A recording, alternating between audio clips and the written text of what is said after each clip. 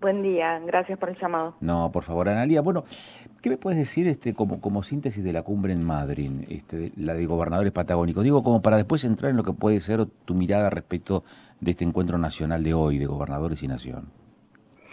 Sí, creo que es la continuidad de un camino que un conjunto de gobernadores han elegido como forma de pensar una estrategia frente a un gobierno nacional que no ha manifestado digamos, una intención sostenida de diálogo, sino que más bien ha intentado, por ejemplo, con lo que pasó con los fondos de coparticipación de Chubut, tomar decisiones prácticamente unilaterales y un poco en una clave de relación contractual basada puramente en lo económico, ¿no? Olvidando el carácter político de aquello que une a las provincias con el gobierno federal. Ujú. ¿Vos crees que esto de negociar con el gobierno nacional, pero sin algunos condicionamientos, es una, digamos, una posición dialoguista madura o es una aceptación implícita de algunos términos que está imponiendo Nación?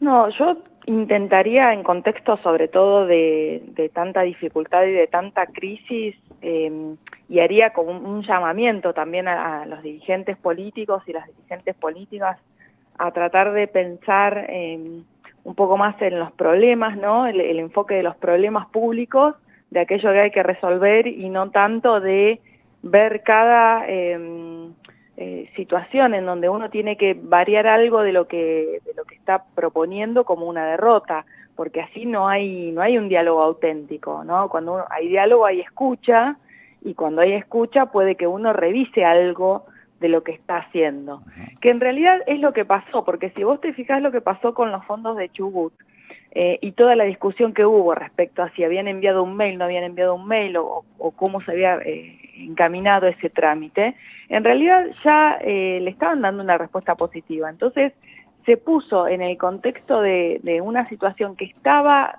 lentamente, pero encaminándose hacia una solución, toda una discusión que parece que a todas las partes de alguna manera le funciona. Creo que es interesante esta reunión de gobernadores patagónicos, me parece que es una buena estrategia, es una estrategia posible frente, digamos, aliarse con otros que están en la misma situación, es una estrategia posible frente a un actor poderoso, ¿no? Como es el gobierno federal, y en un contexto en donde, insisto, no parece haber una revisión más allá de esta convocatoria que hay hoy a una reunión en Casa de Gobierno, Ujú. ¿no? Es decir, desde el gobierno federal, que entiendo que no va a estar el presidente. ¿Qué percibís? ¿Cuál es digamos, la sensación que existe entre los chubutenses respecto de lo que pasó y lo que puede llegar a ocurrir después de hoy o en los próximos meses? ¿Cómo se encamina la cosa? Bueno, ahí surgen cosas interesantes, porque por un lado, en esta provincia, vos sabés que hubo un apoyo significativo al presidente, fue un candidato muy votado, y aún así, luego cuando se produjo todo este conflicto entre el gobierno federal y la provincia de Chubut, el respaldo del gobernador Torres fue realmente significativo, y desde distintos sectores. Y me parece que eso tiene que ver con algo que señaló ayer Beretilnec. Ignacio Torres por ahí hizo en la conferencia de prensa, toda una introducción y una descripción de datos, ¿no? En un sentido más analítico, de cuáles son las fortalezas, ¿no? de esta región patagónica en cuanto a sus recursos, en cuanto a su contribución a la economía. En ese sentido estuvo muy bien porque fue minucioso en ese detalle, pero Beretilnec hizo una aproximación que me parece muy interesante y que es algo de lo que se puso en juego cuando se produjo este conflicto entre el gobierno federal y la provincia de Chubut, que es la idea de una identidad, ¿no? Beretilnec ayer habló de una identidad patagónica. Hicieron una apelación reiterada a quiénes somos, cómo vivimos, qué es lo que hacemos, cómo trabajamos, qué podemos hacer, qué podemos dar. Y me parece que eso fue lo que de alguna manera se puso en juego cuando esta provincia se manifestó y se sintió atacada por esta quita de fondos, unilateral, ¿no? Y sin ningún interés por diálogo, insisto, que implica escucha, que implica moverse algo de la posición de donde uno está. Y me parece que eso es lo que se puso un poco en juego entonces en ese conflicto. ¿Qué viene hacia adelante? Yo lo que percibo es que mucha gente que, si bien creo que el presidente conserva un apoyo realmente significativo y notable, ¿no? En esto hay que reconocer que es un apoyo notable en función de los efectos que ya todas las personas están atravesando en su vida cotidiana, en sus posibilidades de consumo, en sus posibilidades de trabajo, en cómo le está yendo en sus negocios, en qué hacen con el sueldo, en si tienen un sueldo o no. Entonces, independientemente de todo eso, el presidente es verdad que conserva un apoyo notable a pesar de todos los efectos del ajuste que está en curso. Sin embargo, lo que empiezo a notar es la pregunta sobre hasta cuándo. Es decir, es la pregunta sobre cuánto va a durar esta parte de esta fase, de alguna manera, o esta parte de la historia en donde hay un ajuste tan significativo, tan profundo, que no es visto con preocupación por el gobierno federal, sino que es visto al contrario como marca distintiva, ¿no? Como algo de lo cual van a gloriarse, porque precisamente es cierto, está en línea con sus convicciones más profundas, ¿no? Entonces tampoco es algo sorpresivo en ese sentido. Analía, yo tengo la impresión de que cuando surgió el conflicto con Chubut, que en el fondo es un conflicto por dinero, por finanzas, por recursos comprometidos en su momento, pero lo que desata, digamos, digamos, la ola es el recorte de fondos. Pero me da la sensación que de aquel viernes en donde se dijo vamos a cerrar el grifo y no vamos a mandar más petróleo ni gas, al lunes en la que se pidió diálogo por parte y al martes en la conferencia de prensa aquella en el Senado por parte de los patagónicos, como que se pasó de un clima de extrema tensión aquel viernes a un clima más dialoguista. Y a este encuentro, en donde estuvieron los 6 mandatarios del sur del país, tengo varias lecturas para hacer. Una, porque Torres tenía una carrera meteórica, ¿no? Ha sido diputado nacional, senador, ahora gobernador. El caso de Milei es un outsider de la política, entra también, digamos, a la política en este último tiempo.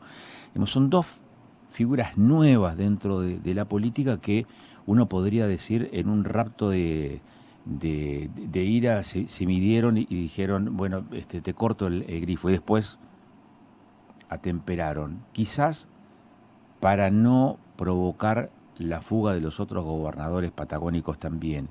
Y el hecho de que ayer estuvieran los 6 mandatarios allí, me da también una sensación de que hubo una cintura, una muñeca política como para, más allá de aquel episodio tan tensionante, volver a unificar la posición de los patagónicos, de los gobernadores patagónicos. ¿Lo ves así en esos términos de evolución de las relaciones entre las provincias del sur del país? Sí, claramente hay una evolución en esa posibilidad de articular entre provincias, que tampoco es una idea que no haya cruzado nuestra mente antes, ¿no? Es decir, no es una idea totalmente novedosa, pero sí es muy interesante cómo se le está dando sustancia a esa idea y continuidad sobre todo, ¿no? Porque muchas veces en la política nacional hay tantas urgencias que algunos proyectos no tienen continuidad, algunas ideas no tienen continuidad, y en este caso creo que sí se le está dando continuidad porque entiendo que tiene que ver también con la supervivencia, es decir, es crítico para las provincias patagónicas aliarse y formar un bloque de poder, por ejemplo, en el Congreso, o con una posición más concertada que permita tomar decisiones y resistir algunos embates. Claro. Pero no me parece que sea una cuestión de quizá asociada a la inexperiencia, sino que creo que tiene que ver con un estilo de hacer política. Es decir, no me parece que el presidente y el gobernador caen en este enfrentamiento por inexperiencia. Creo que caen en ese enfrentamiento por un estilo de hacer política que se instala, que el gobierno federal no cesa de establecer como práctica. Por ejemplo, pienso en la cantidad de insultos que se profieren contra todo lo que se mueve, es decir, contra legisladores, contra cualquiera que se oponga, desde un legislador hasta una maestra de escuela, ¿no? Me refiero a eso. Entonces, creo que en ese sentido hay un estilo de hacer política que ha resultado exitoso, y esto es un dato de la realidad, ¿no? O sea, la persona que hoy es presidente de la Nación es un economista con una trayectoria que expresa que hay un estilo que resultó exitoso. Y eso lo vemos nosotros y lo ven también otras personas.